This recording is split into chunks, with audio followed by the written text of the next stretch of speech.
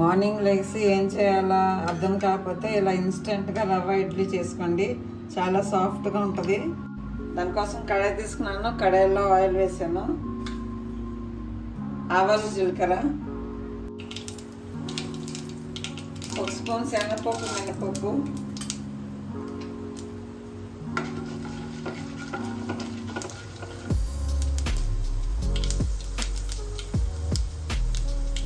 Green chilli సన్నగా cut చేశాను,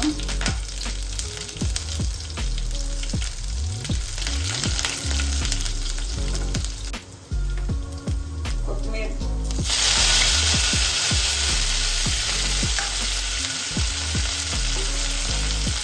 ఇప్పుడు 1 కప్పు రవ్వ వేసుకున్నా. రవ్వ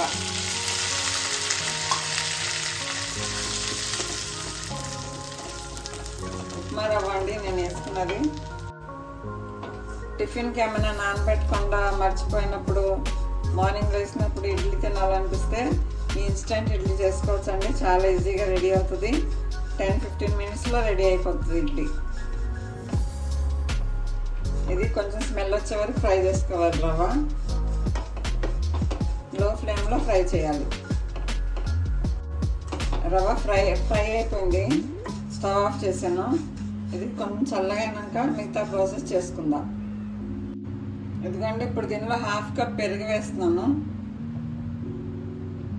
సాల్ట్, ఇంకా కొంచెం వాటర్ వేసి కలుపుకోవాలి.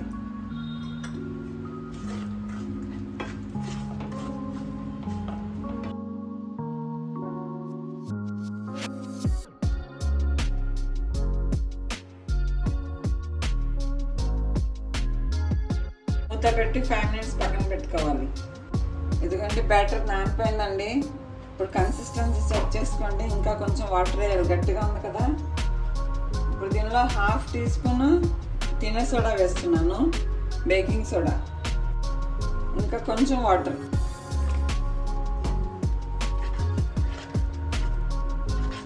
ఇడ్లీ బ్యాటర్ కన్సిస్టెన్సీ ఉండాలండి. ఇదిగండి. ఇప్పుడు ఇది ఇడ్లీ మోల్డ్లో వేసుకుని స్టీమ్ చేసుకోవాలి. ఎందుకంటే ఇడ్లీ మోల్డ్కి ఆయిల్ అప్లై చేశానండి. ఇప్పుడు దీని మోల్డ్లో వేసుకుంటున్నాను.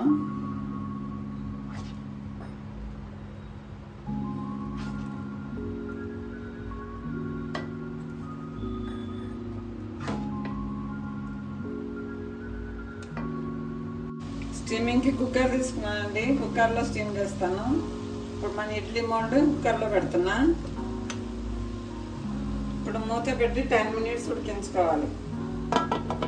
స్టీమ్ చేసేటప్పుడు కుక్కర్కి విజిల్ పెట్టొద్దండి. 10 మినిట్స్ బాయిల్ చేసుకోవాలి. మార్నింగ్ లేచి ఏం చేయాలా అర్థం కాకపోతే ఇలా ఇన్స్టెంట్గా రవ్వ ఇడ్లీ చేసుకోండి. చాలా సాఫ్ట్గా ఉంటుంది. చాలా టేస్టీగా అక్కడ ఉంటాయండి ఈ రవ్వ ఇడ్లీ. చూడండి ఎంత బాగున్నాయో. ఇదిగోండి, చాలా సాఫ్ట్గా ఉంటాయండి ఇడ్లీలు. చాలా టేస్టీగా కూడా ఉంటాయి. ఇలా చేసుకోండి. మార్నింగ్ లేచినప్పుడు ఏం చేయాలో అర్థం కాకపోతే ఇన్స్టెంట్ రవ్వ ఇడ్లీ చేసుకోండి. చాలా టేస్టీగా ఉంటుంది. 10 మినిట్స్లో రెడీ అయిపోయే బ్రేక్ఫాస్ట్ అండి ఇది. పిల్లలు కూడా చాలా ఇష్టంగా తింటారు.